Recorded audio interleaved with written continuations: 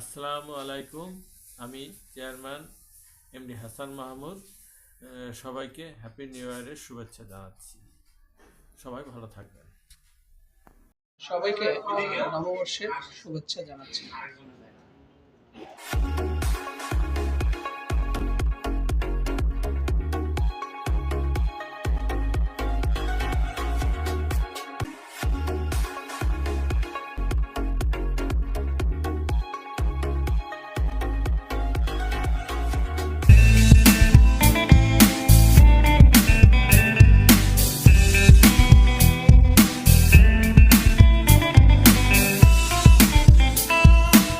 নাম মোহাম্মদ আব্দুল খালেক।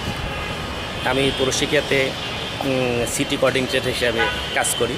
পুরে যে সবজি বাগান করেছি সেখানে বছরে 3টে সিজনাল হিসেবে, যেমন শীতকালে প্রথমে আমি করেছি সিমের সাথে সাথী ফসল ছিল পালং শাক উঠে যাওয়ার পর সেখানে আবার হাইব্রিড ধনিয়া দিয়েছিলাম। তারপর আর একটা বেডে করেছিলাম, সেখানে করেছিলাম ডাঁটা শাক, সাথে করেছিলাম বেগুন উঠানোর পর সেখানে বেগুনের মধ্যে ধনিয়া দিলে 3 লাভ। ধনিয়াতে যদি বেগুন জমিতে দেওয়া যায় তাহলে কোনো প্রকার মাজরা পোকা লাগবে না, এবং ওখানে আমরা যে ইউরিয়া সার দেই তাতে আছে 46%, আর বাতাসে আছে 78.2%। এই ধনিয়া 78.2% থেকে সে তার শিকড় গিট বা নডিউল তৈরি করে, সেখানে রাইজোবিয়াম নামক ব্যাকটেরিয়া বাস করে। এই রাইজোবিয়াম ব্যাকটেরিয়া বাতাস থেকে নাইট্রোজেন মাটিতে সংগ্রহ করে, শিকড় গুটিয়ে সংগ্রহ করে, নিজে খায় এবং মাটিকে উর্বরা করে। একটা ইয়াতে 3টে লাভ। এই একটা করেছি। তারপরে আপনার করেছিলাম পুঁই শাক, সেটা হলো সিমেন্টের বস্তায়, মানে ব্যাপক পুঁই শাক হয়েছিল। সেই পুঁই শাক উঠাইয়া সেখানে আবার আমি করেছি ওই বস্তাগুলোতে ব্রোকলি, ফুলকপি, ওলকপি দিয়েছি। আর যেগুলো নিয়ে আপনার পালং শাক ছিল সেগুলো নিয়ে আবার মরিচ দিয়েছি।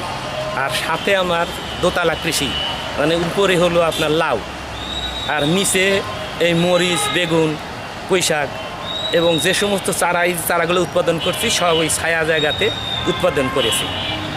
এইভাবে করি। এখন যেমন আবার আমার ওই বেগুন গাছ উঠে গেছে, ওখানে আপনি ধনিয়া বুনেছি এবং পালং, মাঝখান দিয়েছি লাউ শাক। এই লাউ শাককে বলা হাই ভ্যালু ক্রপস। লাউ করতে হলে একটা গাছ 6 ফিট। ছাদের মাটি এবং ভূপৃষ্ঠের মাটি সম্পূর্ণ আলাদা। মাঠে গাছ চাষ করলে যতটুক জায়গায় ছায়া থাকে ততটুক জায়গার মধ্য থেকে সে খাদ্য গ্রহণ করতে পারে এবং তার মূল শিকড় 3-4 ফুট নিচে যায়। কিন্তু সেখানে 5% জৈব সার থাকলেই যথেষ্ট। আর ছাদ বাগানে যখন আমরা বাগান করব তখন স্বল্প পরিসর, অল্প জায়গায় বড় আকারের গাছ করা হয়, সেই জন্য সেখানে আমাদের 75% জৈব সার থাকা দরকার। এই জন্য ধরেন আমরা যদি 1 কেজি মাটি নেই, 1 কেজি পচা গোবর, 1 কেজি কেঁচো সার, 1 কেজি কোকোডাস্ট, এই দিয়ে যদি আমরা মাটি তৈরি করি তাহলে ছাদ বাগানে পানি লাগবে কম। কারণ 1 কেজি কোকোডাস্ট 15 কেজি পানি শোষণ করতে পারে। যদি বৃষ্টি হয়, পানি হলো সে শোষণ করে নিবে, গাছ মরবে না। আবার যদি এরকম রোদ হয় সে নিজের থেকে পানি ছাড়িয়ে দিবে, আর মাটিতে খুব সুন্দর থাকবে। আর যাদের কোকোডাস্ট এবং কেঁচো সারের দাম বেশি, এটা যদি সম্ভব না হয় তাহলে অর্ধেক মাটি, ধরেন যদি 1 কেজি মাটি দেয় 1 কেজি পচা গোবর, এই 100 কেজি এই মিশ্রণে 100 গ্রাম ড্যাপ এবং 50 গ্রাম পটাশ সার দিয়ে দিলে তাহলে এরকম সবগুলো গাছ সুস্থ সবল থাকবে এবং অধিক ফলন হবে। এখানে আমাদের যে ছাদ বাগানটা দেখছেন, এ জায়গাতে আমাদের নিজস্ব যে প্রোগ্রাম অফিসার আছে, আমরা নিজে হাতেই কাজ করি। এখানে কোনো লেবার নেই, এখানে একটা ট্রেনিং স্বরূপ। যেমন 2জন প্রোগ্রাম অফিসারকে দিছে, তারা এখান থেকে কিভাবে মাটি তৈরি করতে হয়, কিভাবে বীজের অঙ্কুরোদ্গম করতে হয়, কিভাবে বীজ ফুটাইতে হয়। এখানে আমাদের বাইরের প্রোগ্রাম অফিসার আরও ট্রেনিংয়ে আসে, তারা ওইটা সরজমিনে হাতে নাতে করেন এবং মাটি তৈরির প্রশিক্ষণটা এখানে হাতে নাতে তৈরি করে দেখানো হয়েছে। এখন আমি থাকি কিন্তু ওরা কাজটা করে। আচ্ছা, সকালে এক দিন এক একজন আসে, একদিনে তো সব আসা সম্ভব না। আসে দেখে কার কী কাজ করা লাগে, হয়তো একটা রোগ হইলো, কী রোগ, এটা কীভাবে রোগটাকে সাধারণ, কী পোকা কীভাবে দমন করতে হবে, এই সমস্ত বিষয়গুলো হাতে নাতে হয়। আর আমাদের এখানে যা সবজি উৎপাদন হয় সেটা আমাদের যেখানে যে ম্যাচে খায় কর্মচারীরা, তাদেরকে সব দেওয়া হতো।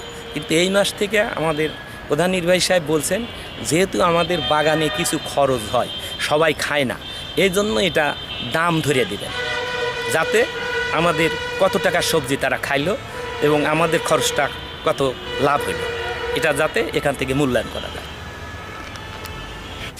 ছাদের মাটি এবং ভূপৃষ্ঠের মাটি সম্পূর্ণ আলাদা। মাঠে গাছ চাষ করলে যতটুকু জায়গায় ছায়া থাকে ততটুক জায়গার মধ্য থেকে সে খাদ্য গ্রহণ করতে পারে এবং তার মূল শিকড় 3-4 ফুট নিচে যায়, কিন্তু সেখানে 5% জৈব সার থাকলেই যথেষ্ট।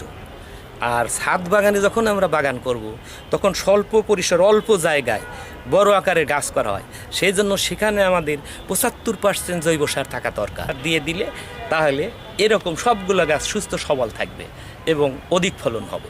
আসুন আমরা সবাই ছাদ বাগান গড়ে তুলি। আসসালামু আলাইকুম।